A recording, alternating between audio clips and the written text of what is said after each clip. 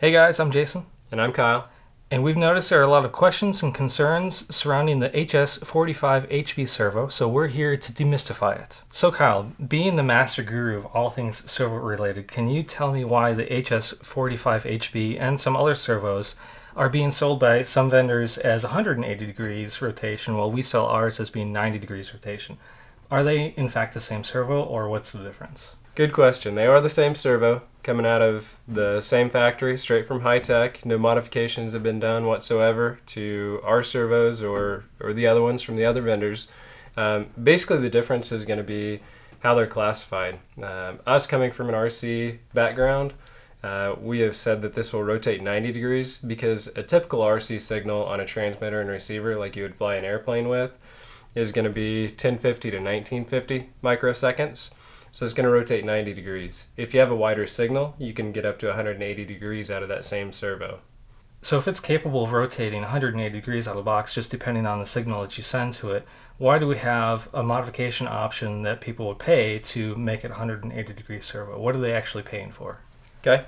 Well, our RC customers that say, for example, they have a sailboat and they want a servo to rotate 180 degrees, but they're using a Hitec or Futaba transmitter, something that has a limited PWM range, they'll actually need a physically modified servo to rotate 180 given that narrow range. So what we do is we open up the servo, we modify the electronics inside, add some resistors, move some wires around, and then reinstall the back case on the servo.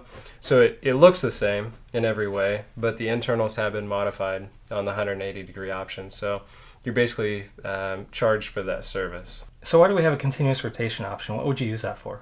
The continuous rotation option would be used for like a wheel servo, something where you don't necessarily need feedback, but you want the servo to rotate in either direction without bounds.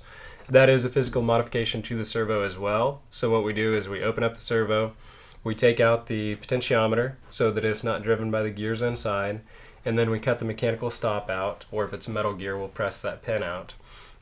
So at a 1500 microsecond signal, the servo is going to be idle.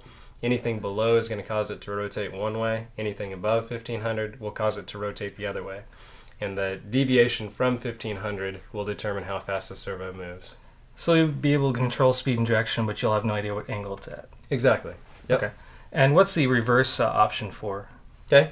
The reversed option, basically what we do is we go in and change two wires on the motor and then also two wires on the potentiometer. And what that does is it changes how the servo responds to the signal. With a Hitec servo, when you increase the signal, it moves clockwise. When you decrease, it moves counterclockwise. If you want that to work in the opposite direction, to where if you increase, it moves counterclockwise and vice versa, then you could get the reversed option. And that too is a physical modification that we do. So I've heard the modern robotics servo controller is what teams will be using in FIRST this year. So tell me, if I were to take this and use it with the 45 servo, how would it act? Based on forum posts, it sounds like the modern robotics controller has a signal range of about 750 to 2250 microseconds. So you've got 1500 microseconds change between your minimum and your maximum signal. And the 485 servo rotates roughly 1 degree per 10 microseconds change. So that means it's going to rotate about 150 degrees on the modern robotics controller. And that doesn't matter whether it's through us or another vendor. It's going to do the same thing. So if I have a limited PWM range and I can't modify the servo, what are my options to get full 180 degrees rotation?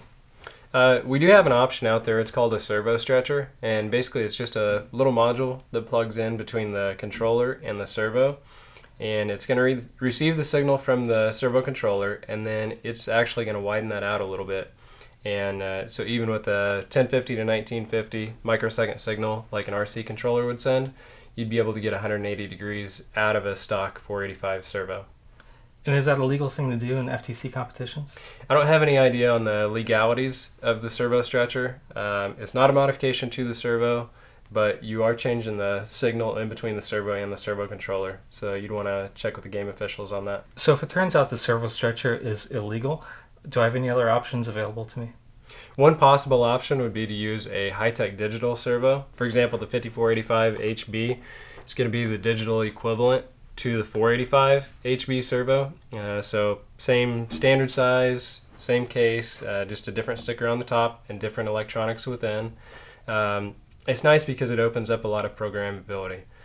You can grab a Hitec servo programmer and you can change things like how far it rotates given a certain PWM range, or you can change your deadband on the servo, or you can change the max speed. So there's a lot of different settings you can go in and just kind of tweak in order to make it fit for your application.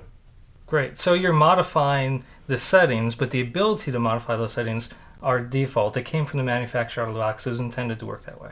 Yeah. I mean, Hitec came out with digital servos and digital servo programmers. They're intended to be used together, so it's not like a irreversible modification like we do on the analog servos where we put resistors in. This is something you simply plug in, punch a few buttons, and then unplug it, and then you can use your servo like normal. If you ever want to change that back to the factory defaults, you just go in and push reset, and it brings it back to a standard out-of-the-box servo, not modified. Do we have any idea of the legality of that? I don't. I've heard some chatter out there on the forums, but I don't know for sure on the legalities, so you definitely want to check with the game official on that. So if the 5485 servo is the digital equivalent of the 485, do they run in the same PWM range? The max usable PWM range on the 5485HB digital servo is going to be about 850 to 2150 microseconds, and that's the same throughout the digital line. Anything beyond that, either below 850 or above 2150, you're going to find that the servo is not going to respond to it. That's not to say you can't send a wider signal, you're just not going to see it move beyond there. So if I do send a wider signal, will that break it or do something really bad to my servo? No, it's not going to mess up the servo in any way. You're going to find that once you reach that 850 or 2150, anything beyond that range, the servo is just not going to move. It's not going to respond to the signal that you're sending, but it's not going to mess it up. As soon as you come back within that range, the servo is going to pick right up and take off again. So it's smart enough to just ignore it. Exactly. Great. So we've talked about how the HS-485HB servo is exactly the same whether you get it from us or anybody else. And we've also covered some ground on how to make it rotate more than 90 degrees and different methods to do that, as well as the difference between analog and digital. Do these methods and topics that we talked about apply to all servos across the board, or are they limited to these two servos?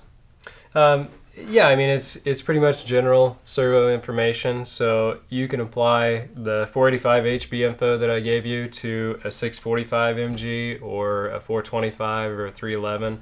Basically, any analog Hitec servo is going to respond to the signal in the same way. As with the 5485HB information, you can take that and apply it to about any digital Hitec servo. Awesome, thanks. Well, I hope we've answered some of your questions. If you have more questions, we're happy to answer them. Send them to tech@servocity.com.